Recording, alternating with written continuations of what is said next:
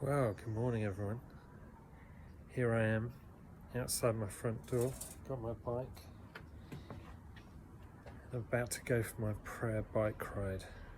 It's about 7:30 in the morning and I'm inviting you to come and join me this morning. We're going to see what it's like to be people of prayer and being creative in terms of what we do, being done prayerfully, creating those spaces that we really love, where we sense God with us, which for me seems to be really a key idea for how we draw closer to God during the holidays.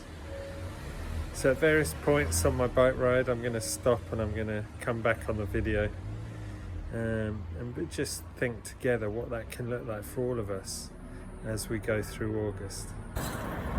Well, I've got to as far as the A10 Kingston Road, and I'm sort of trying to use some of Jesus' teaching on prayer to help me as I cycle and as I try and move towards Him.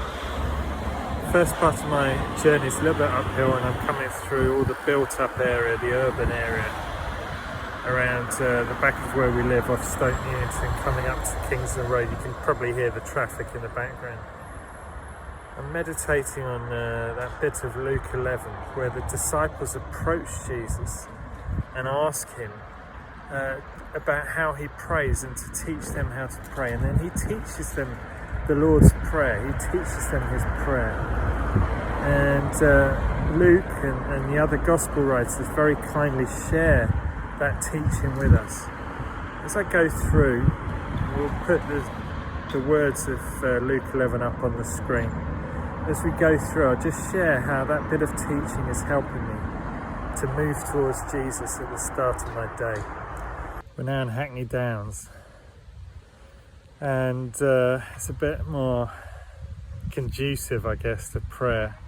Come off the main roads, now in the park, and as I go through the park, I'm just reflecting on how the disciples wanted Jesus. They wanted to learn how to be a people of prayer.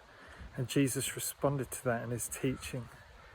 I think for me it's that desire. I want to know Him that encourages me to get out of bed in the morning and get on my bike and move towards Him. And I don't know, you might be different from me, but for me it takes me quite a while to really begin to sense God's presence, begin to have that sense that God is with me and that His Spirit is working in my life. And the first part of my bike ride is usually me saying, Lord, I love You and I want to move towards You. And then you've got that inevitable kind of range of thoughts that are trying to crowd in your head and are trying to distract you, and maybe some of the recollections of what happened the previous day if you're praying first thing in the morning.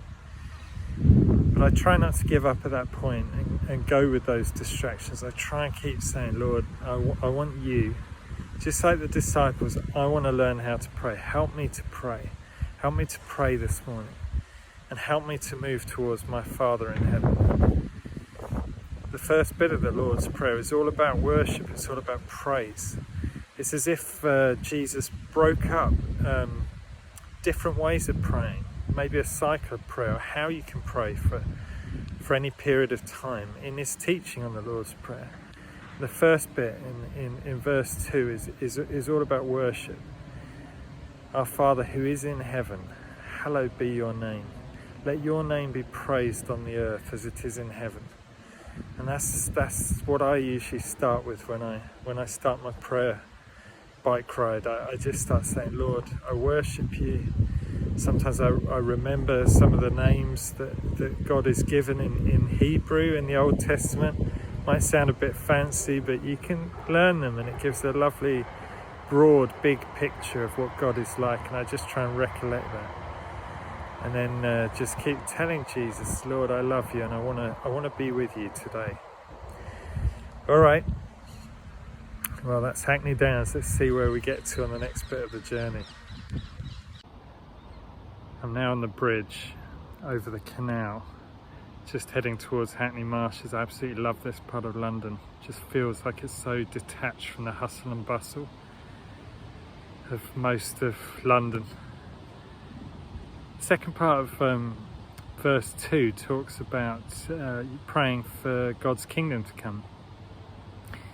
And although I don't really want a rigid structure for prayer, particularly when I'm on holiday, I want to be flexible about how I pray and just try and respond to what God's doing. I feel a pretty good gauge is what's bringing life to me in my prayer times. If it's not bringing life, maybe I should try and change it. But what I also know is that if I don't have any structure, I probably am coming to this and I'll just get stuck after 5 minutes.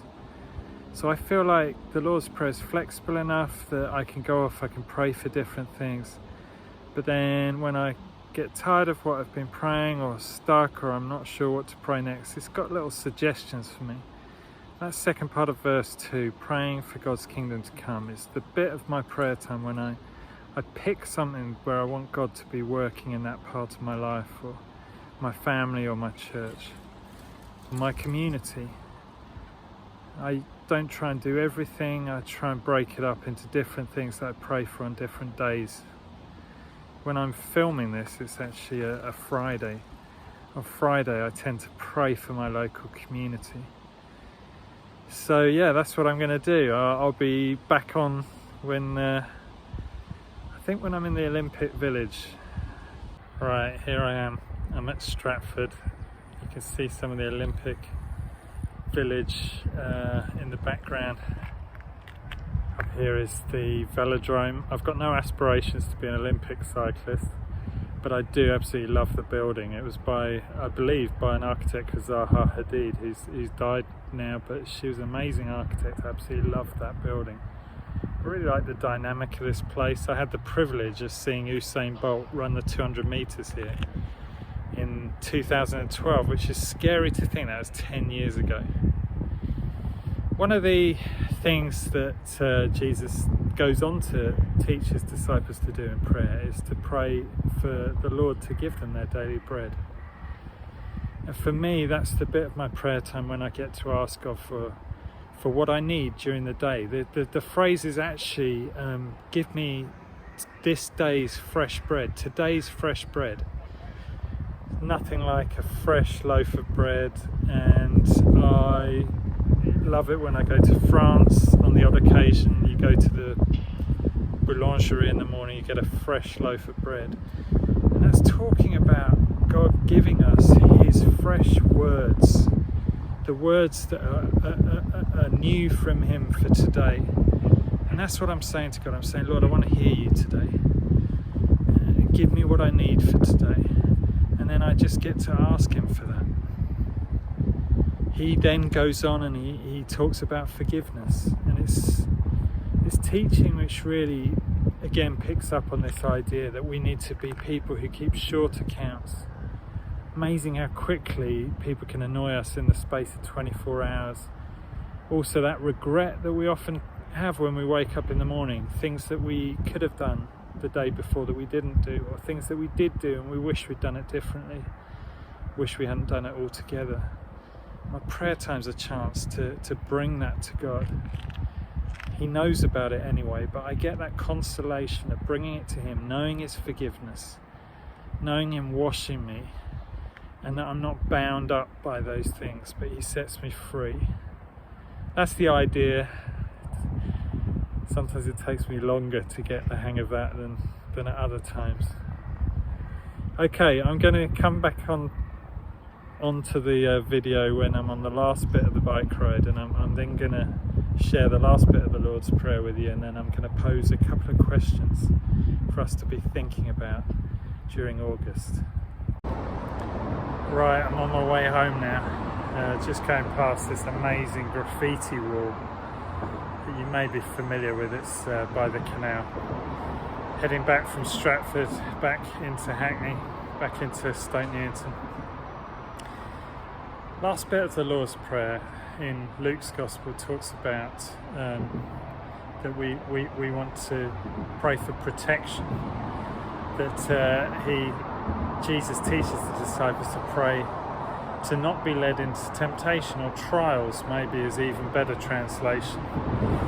And this is the bit of our prayer time where we can really just ask God, to be protecting us, keeping us through the day. So easy for different concerns, different worries to come in and to steal our joy. But as we reach out to Him, to God for protection, we just begin to enter into that sense of peace that God's got us and He's got the situations around us in His hands. And for me, these prayer times are really precious times because I think I've shared before, when I was at university, I got involved in leadership in a Christian union, large Christian union, 200, 250 people it was at one point. And just found the whole experience, yes, very rewarding, but on another level, just really challenging. And I realised I didn't know how to deal with the stresses and strains of leading. And coming out of that experience, God actually used that experience to teach me the significance of praying every day, of bringing my life and the things that I'm involved in to Him in prayer. So even when I'm on holiday, I'll try and do this. I mean, I've got to be honest, I'm not always the best in August at getting out of bed when I'm on holiday, getting out of bed nice and early and having my prayer time, but that's probably my preference. When I'm in Sweden, I'll go for a walk, go and enjoy a bit more of the natural scenery and just have this time. And the Lord's Prayer just gives us that opportunity to pray for a number of different things and just to have quite a nice scope to our prayer life. Anyway, the questions that I'm going to suggest that would be good for you to reflect on and maybe discuss together. The first one is very simply, what's bringing life to you in your prayer time, in your prayer times at the moment? What's bringing life? And then secondly, did your prayer times usually look very similar? Or are you open to the idea of trying different ways of praying, of mixing things up a bit, and just seeing how it's possible to pray to God in all sorts of different ways? God bless you during this month, and let's see God work in us, in the lives of those around us and in our communities. In Jesus' name, amen.